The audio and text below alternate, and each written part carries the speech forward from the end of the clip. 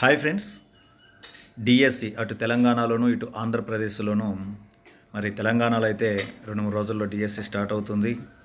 ఇక్కడ ఆంధ్రప్రదేశ్లో అయితే టెట్ టు డిఎస్సికి కూడా నోటిఫికేషన్ ఇచ్చారు, డేట్స్ కూడా ఇచ్చున్నారు. కాబట్టి మనకు ఈ యొక్క సైన్స్లో అందరికీ కూడా ఉపయోగపడేటువంటిది. అదేవిధంగా మనకి ఏకత గ్రూపు 1, 2, 3 ఇట్లాంటి వాటిల్లో కూడా జిఎస్లో కూడా సైన్స్ వస్తుంది. అన్నిటికీ కూడా ఉపయోగపడేటువంటిది 5వ తరగతి పరిసరాల విజ్ఞానము లేదా మన పరిసరాలు అనేటువంటి దాంట్లో ముఖ్యమైనటువంటి ప్రశ్నలు మనం ఒకసారి చూద్దాం ఫ్రెండ్స్. మొదటిసారి మన ఛానల్ చూస్తుంటే సబ్స్క్రైబ్ చేసుకోండి.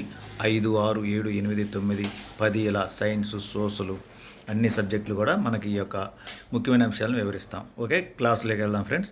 జంతువులు మన జీవనాధారం, ముఖ్యమైనటువంటి వాటిని మనం గమనిద్దాం. ఇక్కడ రాజస్థాన్ ఎడారి ప్రాంతం, ఎడారిలో ఇసుక నడవటం చాలా కష్టం. ఓకే, వీటిల్లో మనకు ఎడారి ఓడ అని దేనిని అంటారు అని కూడా చాలాసార్లు ప్రశ్న అడిగారు. ఎడారి ఓడ అని దేన్ని అంటారంటే ఒంటిని అంటారు.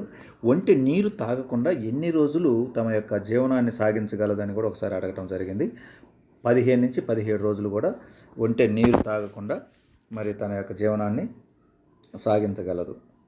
ఓకే, ఇక్కడ రైతు మిత్రులు ఎవరు అనేటువంటిది కానీ గమనించినట్లయితే వానపాము, సాలెపురుగు, చీమ, పాము, టైక్రోగ్రామ్. చూడండి, ఈ టైక్రోగ్రామ్ గురించి మనకి ప్రశ్న అడగటం కూడా జరిగింది, అందువల్ల బాగా గుర్తుపెట్టుకోండి. ఒకసారి బిట్టు మనకి ఇలా కూడా అడగచ్చు. కింది వాటిలో రైతు యొక్క మిత్రులు ఎవరు అనొచ్చు. వానపాము, సాలెపురుగు, చీమ, టైక్రోగ్రామ్. పైవన్నీ కూడా అడగచ్చు. అట్లా పైవన్నీ మనం ఆన్సర్ పెట్టుకోవాలి. పాము కూడా రైతుకి హెల్పర్ అయినా ఉంటుంది, ఎందుకంటే ఎలుకలను చంపివేసి ఆ యొక్క పంటను కాపాడుతుంది. టైక్రోగ్రామ్ గురించి చాలాసార్లు అడిగారు అన్నమాట. ఈ యొక్క టైక్రోగ్రామ్ అనేటువంటిది సృష్టించినటువంటి ఒక చిన్న పురుగు లాంటిది. అది ఎవరు సృష్టించారంటే ఐసిఏఆర్ అంటే Indian council of agricultural research వారు దీన్ని సృష్టించారు. దీని యొక్క పని ఏమిటంటే టైక్రోగ్రామ్ యొక్క పని, దాని యొక్క జీవితకాలం వారం రోజులే.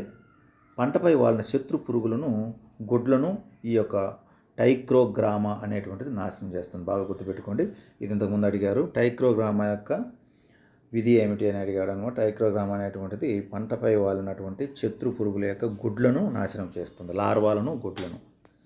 ఓకే, ఇది బాగా గుర్తుపెట్టుకోవాల్సి ఉంది. మరి గిరిజనులు అడవులలో రాలిన నెమలి ఏకలతో విసనకర్రను తయారు చేస్తారు, సంతలలో అమ్ముతారు. ఓకే, ఇది అందరికీ తెలిసినటువంటిది. ఎద్దు కొమ్ములతో గుండీలు తయారు చేసే పరిశ్రమలు ఉన్నాయి. ఇది కూడా గుర్తుపెట్టుకోండి ఫ్రెండ్స్, ఇది కూడా అడిగిన సందర్భం ఉంది మనకు. ఎద్దు కొమ్ములతో ఏం తయారు చేస్తారు అంటే గుండీలు తయారు చేస్తారు అనేటువంటిది గుర్తుపెట్టుకోండి. వన్యప్రాణి చట్టం 1971లోని షెడ్యూల్ 1 ప్రకారము పులి, ఏనుగు, జింక, నెమలి ఇలా ఏ జంతువైనా కావచ్చు, రైనో కావచ్చు, ఏ జంతువునైనా కూడా అడవి జంతువులను వేటాడటం అనేటువంటిది, విక్రయించడం అనేటువంటిది నేరం. ఈ యొక్క నేరానికి పాల్పడినటువంటి వారికి 3 నుంచి 7 సంవత్సరాల జైలు శిక్ష కూడా పడుతుంది, ₹1,00,000 వరకు కూడా జరిమానా విధిస్తుంది. దీని మీద బిట్లు చాలాసార్లు అడిగాడు ఫ్రెండ్స్. వన్యప్రాణి సంరక్షణ చట్టం ఏ సంవత్సరం చేయబడింది? 1971లో. ఏ షెడ్యూల్ ప్రకారము అడవి జంతువులను వేటాడితే మరి 3 నుంచి 7 సంవత్సరాల జైలు శిక్ష మరియు ₹1,00,000 జరిమానా విధిస్తారంటే 1వ షెడ్యూల్ ప్రకారం అనేటువంటి గుర్తుపెట్టుకోండి. వన్యప్రాణి సంరక్షణ చట్టం 1971లోని 1వ షెడ్యూల్ ప్రకారము అడవి జంతువులను వేటాడిన వారికి ఎంత జరిమానా విధిస్తారని ఒకసారి అడిగాడు ఫ్రెండ్స్ డిఎస్సిలో. 3 నుంచి 7 సంవత్సరాల జైలు శిక్ష, ₹1,00,000 జరిమానా. ఈ ఫోటోలో ఉన్నటువంటి బిట్టు కూడా చాలాసార్లు అడిగాడు. పక్షి పేరు ఏంటని. రాబందు, 2 అడుగుల వరకు ఎత్తు ఉంటుంది. గత కొన్ని సంవత్సరాలుగా మన రాష్ట్రంలో ఈ పక్షి జాతి కనిపించడం లేదు. దీని ఆచూకీ కనబడితే వెంటనే తెలియజేయాలని ప్రభుత్వం కూడా తెలియజేయడం జరిగిందనమాట. అంటే ఇది బిట్టు అడిగాడు ఒకసారి. ఇటీవల కాలంలో మన రాష్ట్రంలో కనుమరుగైనటువంటి పక్షి కింది వాటిలో ఏదని అడిగాడు అన్నమాట. దానికి ఆన్సర్ మనకి రాబందు అనేటువంటిది అన్నమాట. ఎందువల్ల అంటే DDT అనేటువంటిది, డైక్లోరోఫినైల్ అనేటువంటి యొక్క స్ప్రే చేసే పంటలకు స్ప్రే చేసేటువంటి మందు వలన అవి ఆహార పదార్థాలు తిని ఆ గుడ్డు పైన ఉన్నటువంటి కాల్షియం కార్బోనేట్ పొక్కు మెత్తబడి అవి సంతాన ఉత్పత్తి జరగక గుడ్లు సరిగా ఉండక చనిపోయాయి అన్నమాట. వాటి జాతి ఉత్పత్తి కాల. ఓకే, జీవ వైవిధ్య మండలి విజ్ఞప్తి ఏం చేసింది అనేటువంటి ఒకసారి చూద్దాం. ఆచూకీ తెలిపిన వారికి ₹2,00,000 బహుమతి కూడా అందిస్తామని కూడా తెలియజేయడం జరిగిందనమాట. ఓకే ఫ్రెండ్స్, క్షుణ్ణంగా చదవాలి. మరి మొదటి లెసన్లో మనం కానీ గమనిస్తే ఏమేమి అడుగుతారంటే ఒక వన్యప్రాణి సంరక్షణ చట్టం, టైకోగ్రామా, వీటి మీద రైతు మిత్రులు మీద బిట్లు అడగటం జరిగింది. ఎంత రాబందుకు చూపిస్తే ఎంత బహుమతి ఇస్తామని కూడా చెప్పారంటే మనకు 2 లక్షల రూపాయలు అనేటువంటిది కూడా. ఎన్ని సంవత్సరాలు ఈ యొక్క వన్యప్రాణులను సంరక్షించకుండా శిక్షిస్తే చట్టం శిక్షిస్తుందంటే మరి 3 సంవత్సరాల నుంచి 7 సంవత్సరాల వరకు కూడా. ఇవన్నీ కూడా ఒకసారి మనం గమనించుకోవాలి. ఇక రెండో లెసన్లోకి వెళ్దాం. వ్యవసాయం పంటల్లో ఎక్కువ బిట్లు అయితే ఒకసారి మనం గమనిద్దాం. ఓకే, రైతులు ఒకరి దగ్గర నుంచి మరొకరి పేరిట విత్తనాలు తీసుకునేవారు, పంట వచ్చిన తర్వాత తిరిగి ఇచ్చేవారు. ఇలా ఇచ్చేటువంటి ఆ యొక్క పద్ధతిని ఏమంటారు అంటే నాగులు అంటారు. ఇది కూడా అడిగాడు ఫ్రెండ్స్, చాలాసార్లు అడిగారు. రైతు పంట వేసే ముందర మరో రైతు దగ్గర విత్తనాలు తీసుకొని పంట వేసి మరలా ఆ పంట పండిన తర్వాత ఆ విత్తనాలను తిరిగి ఇస్తారన్నమాట. ఆ తిరిగి ఇచ్చేటువంటి పద్ధతిని ఏమంటారంటే నాగులు అంటారు. బాగా గుర్తుపెట్టుకోండి. కోళ్ళ ఫారంలో గుడ్లు కొరకు లేయర్లను, మాంసం కొరకు బ్రాయిలర్లను పెంచుతున్నారు. ఇది కూడా అడిగాడు ఫ్రెండ్స్, చాలాసార్లు అడిగాడు. మరి గుడ్లు పెట్టే కోళ్ళని ఏమంటారని అడిగాడు. లేయర్సు. మాంసాన్ని ఉత్పత్తి చేసేటువంటి వాటిని బ్రాయిలర్స్ అంటారన్నమాట. ఓకేనా? అది సాంప్రదాయ పద్ధతులు పాటిస్తూ తక్కువ నీటితో పండే తొగాళ్ళు, పచ్చ జొన్నలు, తైదలు, బొబ్బర్లు, అలసందులు, ఇవి ఇక్కడ బిట్టి ఎలా అడుగుతాడంటే తక్కువ నీటితో పండే పంటలు ఏవైనా అడగచ్చు. మనం దానికి కంది, రాగులు, అలసందులు ఇవన్నీ కూడా చెప్పొచ్చు అన్నమాట. పల్లీలు, సజ్జలు ఇవన్నీ కూడా. అయితే కానీ బిట్టి ఎలా అడుగుతాడంటే తైదులు అనగానేమి అంటాడు, రాగులు అన్నమాట. బొబ్బర్లు అనగానేమంటాడు, అలసందులు, అనుములు అన్నమాట. తొగాళ్ళు అనగానేమంటాడు, కంది. ఈ బాగా గుర్తుపెట్టుకోవాలి ఫ్రెండ్స్. తైదులు అంటే రాగులు, తొగాళ్ళు అంటే కంది, బొబ్బర్లు అంటే అలసందులు. ఓకేనా?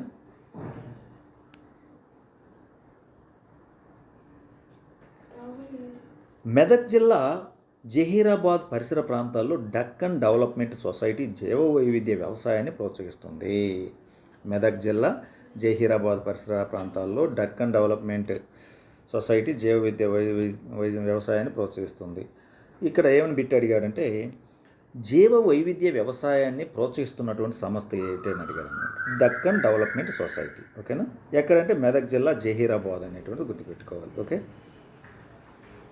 పండ్లు కూరగాయలపై ఉన్న ఈ పురుగు మందులను తొలగిపోయేలా కడగకుండా తినడం వల్ల క్యాన్సర్ వస్తుంది. ఓకే, ఇది అందరికీ తెలిసినటువంటిది.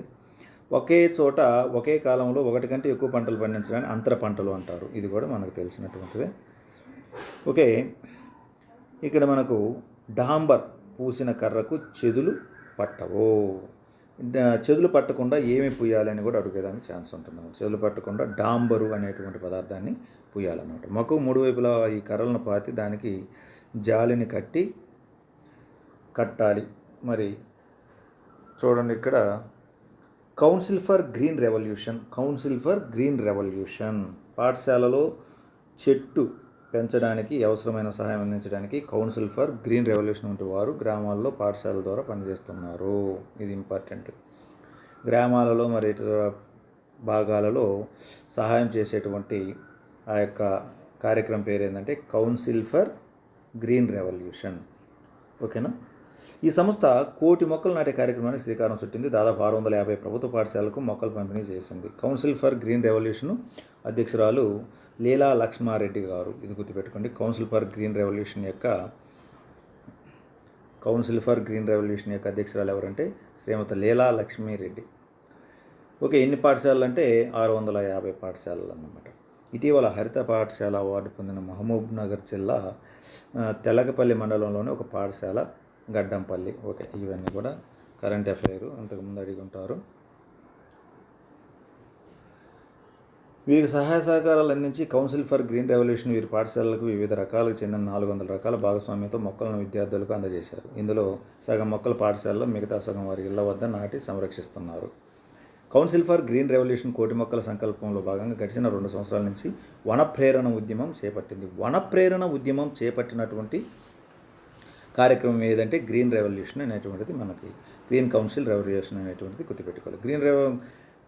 కౌన్సిల్ రెవల్యూషన్ యొక్క అధ్యక్షురాలు ఎవరంటే లక్ష్మారెడ్డి అన్నమాట. 2012-13 సంవత్సరంలో మెదక్ జిల్లాలో వన ప్రేరణ ఉద్యమం అమలు చేస్తున్నారు. ఒకరోజు 2 లక్షల విద్యార్థులు 10 లక్షల మొక్కలు నాటారు. విద్యార్థులచే పర్యావరణ ప్రతిజ్ఞ చేయించారు. జన్యువులను సేకరించి భద్రపరుస్తుంది. మన శరీర భాగాలు, జ్ఞానేంద్రియాలు. ఇంతకుముందు చెప్పినటువంటి లెసన్ ఎక్కువగా తెలంగాణలో అడిగినటువంటి బిట్లు దాని నుంచి వచ్చాయి.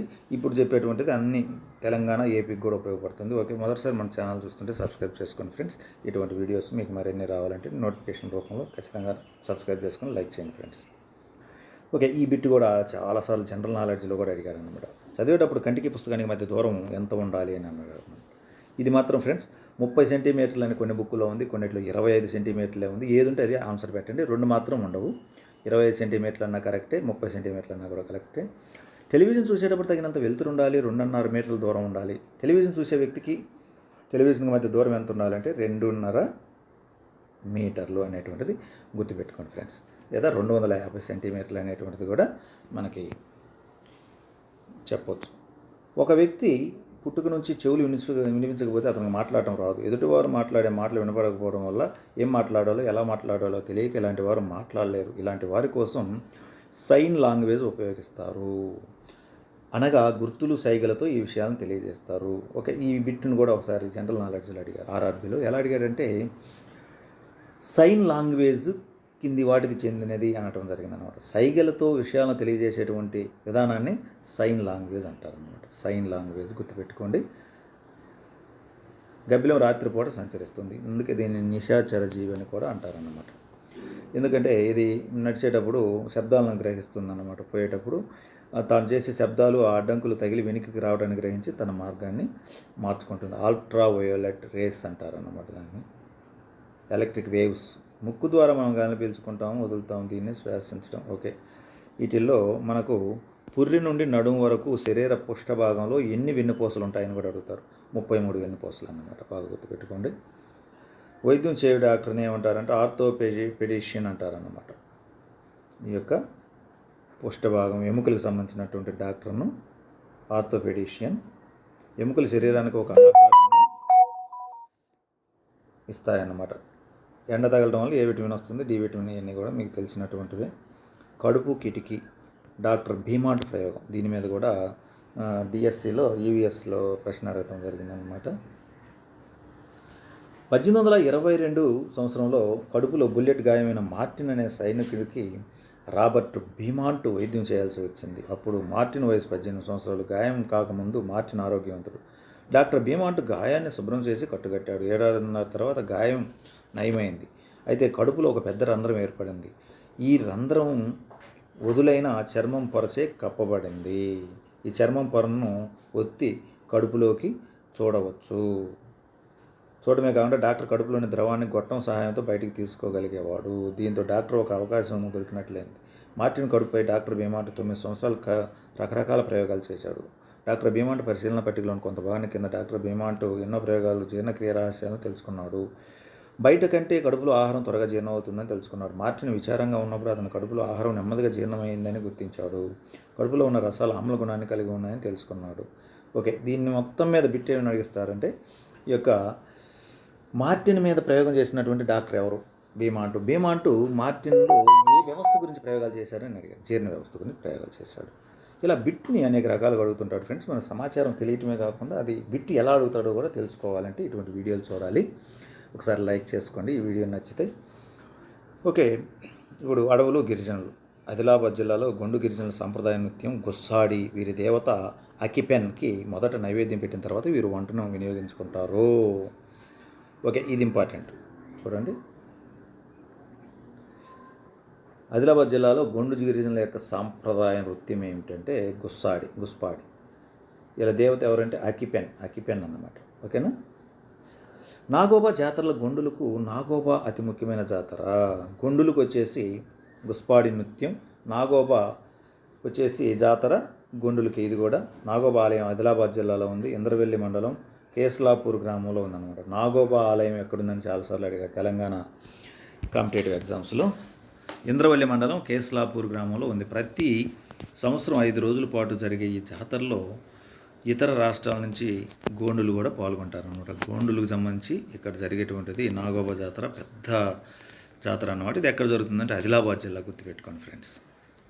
చెంచుతేగ తెలంగాణ రాష్ట్రం నల్లమల అడవుల్లో చెంచులు నివసిస్తూ ఉంటారు. మహబూబ్ నగర్ మరి ఆంధ్రప్రదేశ్ రాష్ట్రాల్లోని కర్నూలు, గుంటూరు, ప్రకాశంలో చెంచులు తెలుగులాగే ఉంటుంది వాళ్ళ యొక్క మాట్లాడేది. ఇది గుర్తుపెట్టుకోండి. చెంచులు ఎక్కడెక్కడ ఉంటారంటే నల్లమల అడవులు, మరి తెలంగాణలో ఎక్కడంటే మహబూబ్ నగర్, అదే ఆంధ్రప్రదేశ్లో ఎక్కడంటే కర్నూలు, గుంటూరు, ప్రకాశం. బాగా గుర్తుపెట్టుకోండి. చెంచులు కర్నూలు, గుంటూరు, ప్రకాశం నల్లమడ అడవులు అన్నమాట.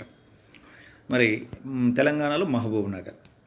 చెంచులు వారి ఆహారం కోసం ఎక్కువగా అడవిపైన ఆధారపడతారు. అందుకే వారిని అడవిని తల్లిగా పూజిస్తారన్నమాట. అడవిని తల్లిగా పూజించేటువంటి జాతి ఎవరంటే గొండులు అన్నమాట.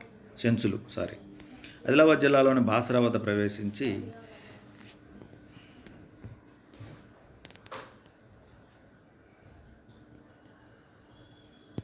చెంచు కుటుంబాలన్నీ కలిసి ఒక ప్రాంతంలో గుడిసెలు వేసుకొని నివసిస్తూ ఉంటాయి. వీటినే పెంటలు అంటారన్నమాట. చెంచులు ఎక్కడ ఉంటారు ఎక్కువగా అంటే తెలంగాణలో మహబూబ్ నగర్, ఆంధ్రప్రదేశ్లో కర్నూలు, గుంటూరు, ప్రకాశం. ఓకే, వీళ్ళందరూ కలిసి సమూహంగా ఉండేటువంటి ఆ గుడిసెల సమూహాన్ని ఏమంటారంటే పెంటలు. ఇటువంటి కొన్ని పెంటలను కలిపి గ్రామం అంటారు. గ్రామానికి ఒక పెద్ద ఉంటాడు, అతన్ని పెద్ద మనిషి అంటారు. గ్రామంలో సాంప్రదాయాలు, కట్టుబాట్లు అందరూ పాటించేలా పెద్ద మనిషి చూస్తాడు. గ్రామంలో ఏ విషయంలో అయినా అందరూ పెద్ద మనిషి మాట కట్టుబడి ఉంటారు. గ్రామంలో జరిగే ఏ కార్యక్రమం అయినా పెద్ద మనిషి ఆధ్వర్యంలో జరుగుతాయి. లింగయ్య స్వామి చెంచులక్ష్మి పూజ ముఖ్యమైనది. ఈ చెంచులకు సంబంధించిన దేవుళ్ళు ఎవరంటే లింగయ్య స్వామి, చెంచులక్ష్మి. మాఘమాసంలో ఈ పూజలు నిర్వహిస్తారు. ఈ పూజల్లో పిల్లలు, పెద్దలు అందరూ ఉత్సాహంగా పాల్గొంటారు. వారం జరిగే సంతలకు వీరు ఎక్కువగా బయటికి వస్తారు. ఈ సంతలను హతా అంటారు. గుర్తుపెట్టుకోండి, చెంచులు వారం జరిపే సంతలను ఏమంటారు అంటే హతా. పూర్వం ప్రజలు వారి అవసరాలు తీర్చుకోవడానికి వస్తు మార్పిడి పద్ధతి ఇచ్చిపుచ్చుకోవడానికి. ఉదాహరణకు 1 కిలో చింతపండు ఇచ్చి 3 కిలోల బియ్యం తీసుకుంటారు. వీరు నివసించే ప్రాంతంలో కొత్త వారిని రానివ్వరు. ఒకవేళ వస్తే విషపు బాణాలతో కొట్టి చంపడానికి ప్రయత్నిస్తారు చెంచులు. వీరు ఆహారం కోసం ఎక్కువగా వేట మీద ఆధారపడతారు. అదే కాకుండా అటవీ ఉత్పత్తులు సేకరణ, పోడు వ్యవసాయం కూడా చేస్తారు. మగవాళ్ళు మాత్రమే వేటకు వెళ్తారు. వ్యవసాయంలో మాత్రం స్త్రీలు కూడా పాల్గొంటారు. వీరు అడవిలో ఏదో ఒక ప్రదేశాన్ని ఎన్నుకొని చెట్లు నరికివేసి విత్తనాలు చల్లడానికి అనువుగా తయారు చేస్తారు. అక్కడ 2-3 పంటలు పండించిన తర్వాత ఆ ప్రదేశాన్ని వదిలేసి మరో ప్రాంతం వ్యవసాయం చేస్తారు. ఇలా చేయడాన్ని పోడు వ్యవసాయం అంటారు. ఇది కూడా బిట్ అడిగాడు చాలాసార్లు. చెట్లు నరికివేయడం వలన వాతావరణంలో కార్బన్ డైఆక్సైడ్ ఎక్కువ అవుతుంది. అందువలన భూమిని వేడెక్కుతుంది. ఇది భూగోళం వేడెక్కడం లేదా గ్లోబల్ వార్మింగ్ అంటారు. బొండా తెగ జనాభా దాదాపు 12,000 మాత్రమే. ఇది అడిగాడు ఫ్రెండ్స్. బొండా తెగ అతి చిన్న తెగ ఏదంటే బొండా తెగ అన్నమాట. ఎంతమంది అంటే 12,000 మాత్రమే ఉన్నారు. వెదురు, యూకలిప్టస్, సుబాబులు వంటి చెట్ల నుండి కాగితం తయారవుతుంది. కాగితం తయారవడానికి అవసరమైన ఈ యొక్క మొక్కలు ఏంటి అని కూడా అడుగుతాడు. వెదురు, యూకలిప్టస్, సుబాబులు. ఓకేనా. కాగితాన్ని పొదుపు చేస్తే మనం చెట్లను కాపాడినట్టే. మన దేశం మొత్తం భూభాగంలో అడవులు ఎంత ఉన్నాయి అనేటువంటిది కూడా ఇక్కడ ఇచ్చున్నాడు. 6,92,027 కిలోమీటర్లు అన్నమాట. బాగా గుర్తుపెట్టుకోండి. ఈ బిట్టు ఇటీవల కాలంలో మనకి గ్రూప్ 2లో కూడా అడగటం జరిగింది. అడవుల యొక్క విస్తీర్ణం, ఆంధ్రప్రదేశ్ అడవుల యొక్క విస్తీర్ణం అని కూడా అడిగాడు. 37,000 చదరపు కిలోమీటర్లు. అయితే భారతదేశం మొత్తంగానే గమనించినట్లయితే 6,92,027 కిలోమీటర్లు అన్నమాట. మరి అడవుల విస్తీర్ణం ఎక్కువ ఉన్నది ఏంటంటే మధ్యప్రదేశ్ రాష్ట్రం మొదటి స్థానంలో ఉంది, 77,000 చదరపు కిలోమీటర్ల విస్తీర్ణంతో. ఓకే, ఇక మనకు నదీ జీవన విధానం ఒకసారి చూద్దాం. గోదావరి నది ఎక్కడ పుడుతుంది? మహారాష్ట్రలోని నాసిక్ జిల్లా త్రయంబకేశ్వరం వద్ద, పశ్చిమ కనుమలలోని బ్రహ్మగిరి వద్ద. ఇది చాలాసార్లు అడిగారు ఫ్రెండ్స్. ఆంధ్రప్రదేశ్, ఇటు తెలంగాణ వారందరికీ కూడా ముఖ్యమైనటువంటిది. మహారాష్ట్రలోని నాసిక్ జిల్లా త్రయంబకేశ్వరం, పశ్చిమ కనుమలలో బ్రహ్మగిరి దగ్గర. ఓకే, వాతావరణం ఇక్కడ అడిగాడు. ఇది వీటి మీద కూడా గుర్తుపెట్టుకోండి. మనకు గోదావరి ఎక్కడ ఆంధ్ర తెలంగాణలోకి ప్రవేశిస్తుందంటే ఆదిలాబాద్ జిల్లాలోని బాసరా వద్ద సుమారు 1,465 కిలోమీటర్లు ప్రవహిస్తుంది. గోదావరి నది ఆదిలాబాదు, కరీంనగర్, వరంగల్, ఖమ్మం, తూర్పుగోదావరి, పశ్చిమ గోదావరి జిల్లాల గుండా ప్రవహిస్తుంది. ఆంధ్రప్రదేశ్లో ఎక్కడంటే తూర్పు పశ్చిమ గోదావరి. అదే తెలంగాణలో ఎక్కడంటే ఆదిలాబాదు, కరీంనగర్. ఓకేనా. ఎక్కడ ప్రవహిస్తుంది, ఎక్కడ తెలుగు రాష్ట్రాలే కంటే ఆదిలాబాద్ జిల్లాలోనే బాసరా వద్ద. ఎంత పొడవు ఉంటుందంటే 1,465 కిలోమీటరు. 3 పాయలుగా విడిపోతుందన్నమాట. ఎక్కడ విడిపోతుందని కూడా ఒకసారి బిట్ అడిగాడు డిఎస్సిలో. తూర్పుగోదావరి జిల్లా అంతర్వేది యానాముల వద్ద బంగాళాఖాతంలో కలుస్తుంది. ఆ తెలుగు రాష్ట్రాలకి వచ్చేది మాత్రం మహబూబ్ నగర్ జిల్లా బాసరా వద్ద.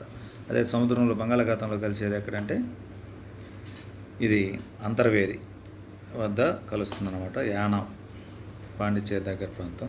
గోదావరిపై మొదట డామ్ గంగాపూర్ వద్ద ఉంది. ఇది నాసిక్ త్రయంబక్ పట్టణాల ప్రజలకు తాగునీరుని అందిస్తుంది. గోదావరి జిల్లాల ప్రత్యేకం పులస చేప, ఇది కేజీ 2-3 వేలు కూడా ఉంటుందన్నమాట. పులస చేప శాస్త్రీయ నామం కూడా అడిగారు చాలాసార్లు, హిల్సా ఇలీసా అన్నమాట. ఇది సముద్ర చేప కానీ పెద్ద నదులకు ప్రవేశించి గుడ్లను పెట్టడం ద్వారా సంతానాన్ని వృద్ధి చేసుకుంటుంది.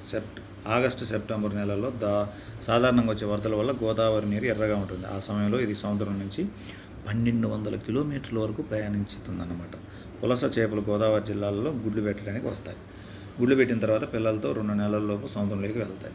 ఇలా ఇవి నదిలోకి వచ్చినప్పుడు జాలాలు వలల్లో చిక్కుంటాయి. మార్కెట్లో వీటి ధర పెద్ద చేపలకు 2000 రూపాయలకు పైగా ఉంది. పులస చేపలు ఒమేగా 3 కొవ్వు ఆమ్లాలు సమృద్ధిగా ఉంటాయి. ఇవి హార్ట్ ఇటువంటి వాటికి జబ్బులు కూడా పనికొస్తాయి. కొలెస్ట్రాల్ తక్కువగా ఉంటుందన్నమాట.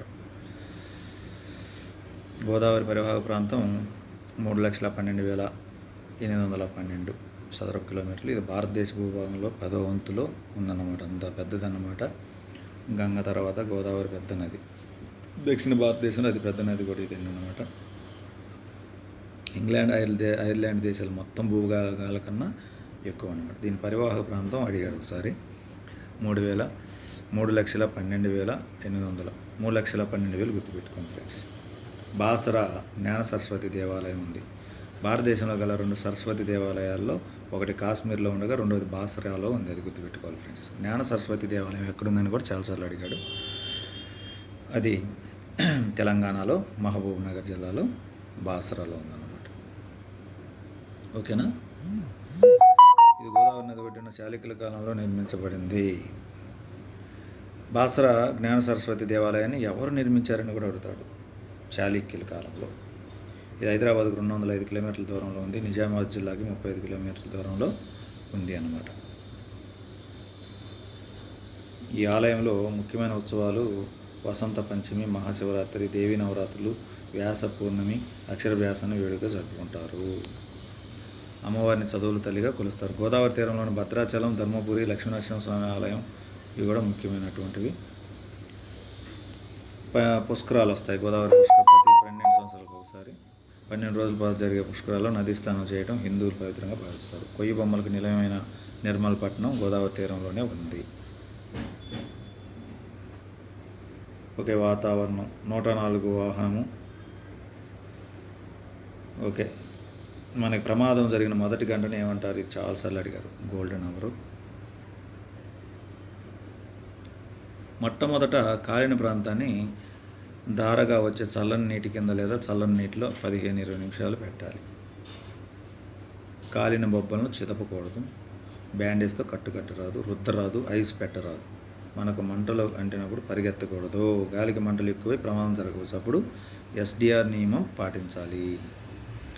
ఎస్డిఆర్ అంటే ఇక్కడ ఇది అడిగాడు ఫ్రెండ్స్. ఇది జనరల్ నాలెడ్జ్లో ఒకసారి అడిగాడు.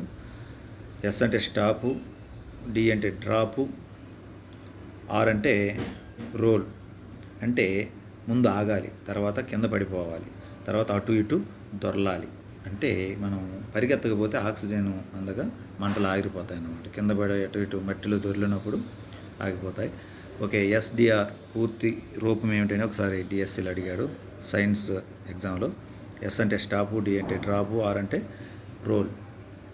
పాయిజన్స్ తీసుకున్న వ్యక్తికి సాధ్యమైనంత వరకు విష తీవ్రత తగ్గడానికి ఎక్కువగా నీటిని ఇస్తూ ఆసుపత్రికి తీసుకెళ్ళాలి. ముఖ్యమైన విషయం ఏంటంటే ఆ వ్యక్తికి వాంతి చేయించకూడదు, స్పృహ తప్పిపోనివ్వకూడదు. ఇది ఫ్రెండ్స్. మరి మనం జనరల్గా వాంతి చేయిస్తుంటాం, వాంతి చేయించకూడదు. అంటే గుండెపోటు అంటే ఛాతిలో నొప్పి అనుకుంటారు. ఏ వ్యక్తికైనా ఛాతి ప్రాంతంలో తీవ్రంగా పొడిచినట్లుగా ఉండి నొప్పి ఉండటంతో పాటు శరీరంలో ఇంకెక్కడైనా నొప్పిగా ఉంటే తప్పనిసరిగా గుండెపోటు అని చెప్పవచ్చు. ధారాపాతంగా చెమట కారటము, కడుపులో వికారంగా ఉండి ఛాతి నొప్పి కూడా వస్తే గుండెపోటు అనుకోవచ్చు. మన దగ్గర ఏ మందులు లేకుంటే ఆ వ్యక్తిని బాగా దగ్గమని చెప్తూ కూర్చోబెట్టి ఆసుపత్రికి తీసుకెళ్ళాలి. పడుకోబెట్టకూడదు, నడిపించకూడదు, నిలబెట్టకూడదు. ఓకేనా. ఎవరికైనా ఎక్కువగా బీపీ ఉంటే వాళ్ళు ఒళ్ళు తిరుగుతోందని, తిమ్మిరిగా ఉందని చెప్పే మొట్టమొదటి ఆ వ్యక్తిని నవ్వి చూపెట్టమనండి.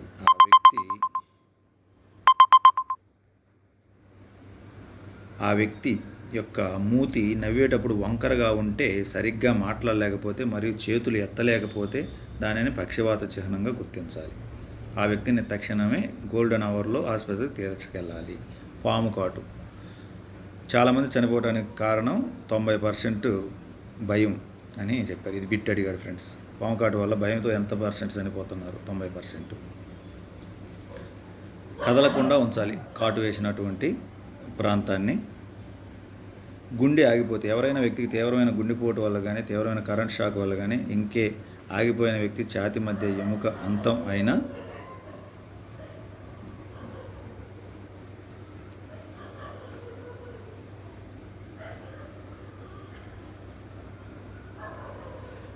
చోట నుండి 2-3 అంగుళాలు పైన అరిచేతితో అదిం పెట్టి మీ చేతిని నిటారుగా కారణం వల్ల కానీ గుండె ఆగిపోయే అవకాశం ఉంటుంది.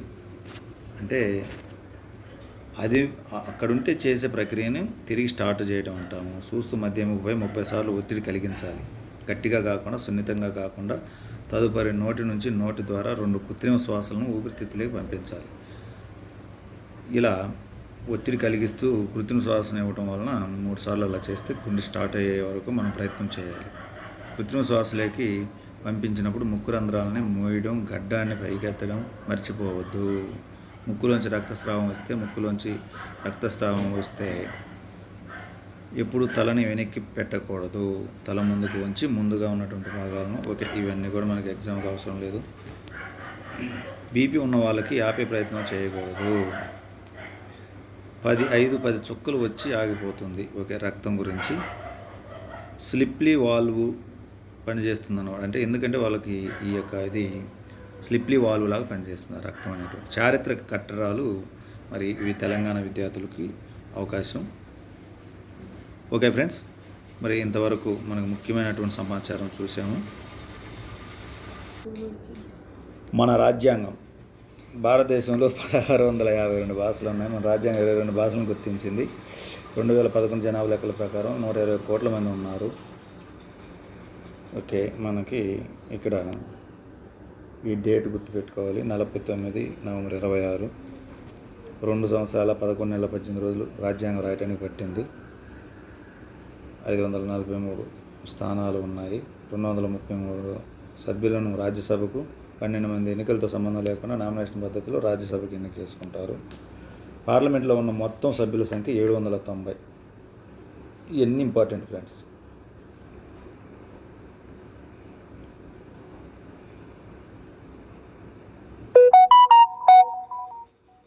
మరి ఇంతవరకు మనం ఈ యొక్క ఈవీఎస్ చెప్పుకున్నాము.